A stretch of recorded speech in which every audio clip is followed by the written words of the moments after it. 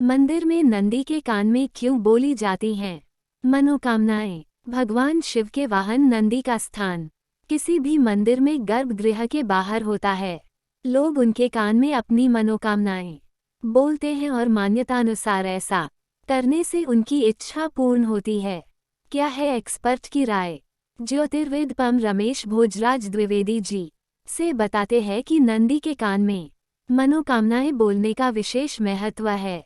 इससे संदेश सीधे भगवान शिव तक पहुंचता है। नंदी के कान में क्यों बोली जाती है कामना? नंदी भगवान शिव के प्रमुख भक्त हैं और किसी भी मंदिर में उनका स्थान शिव जी के सामने होता है।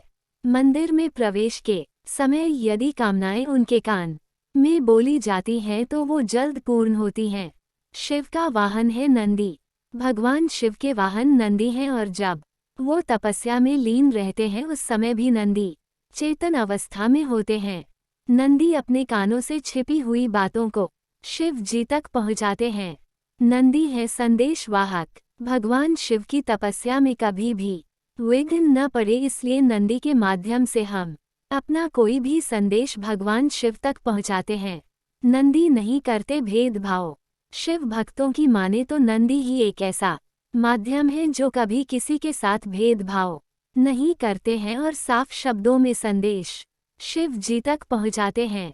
क्या है पौराणिक कथा? पौराणिक कथा के अनुसार एक बार भगवान शिव माता पार्वती के साथ ध्यान कर रहे थे और नंदी जी ने फैसला लिया कि वो भी तपस्या करेंगे। नंदी शिव जी के पास बैठ गए और तब से उनकी मूर्ति शिव जी के सामने रहती है। मनोकामना बोलने का सही नियम। नंदी के कान में मनोकामना बोलने के कुछ विशेष नियम हैं। आप हमेशा कामना नंदी के बाएं कान में कहें। मन की बात बोलने से पहले नंदी की भी पूजा करें। मनोकामना ऐसे कहें कि कोई न सुन पाए। किसी के लिए गलत कामना न करें। नंदी के कान में कभी किसी अन्य व्यक्ति के लिए बुरा न बोलें और न किसी के लिए गलत कामना करें। ऐसा करने से भोलेनाथ नाराज हो सकते हैं। क्रोध में न करें कामना। नंदी के कान में कभी भी क्रोध में कामना नहीं करनी चाहिए। इससे आपकी इच्छाएं पूर्ण नहीं होती हैं। हमेशा हंसते हुए प्रार्थना करें।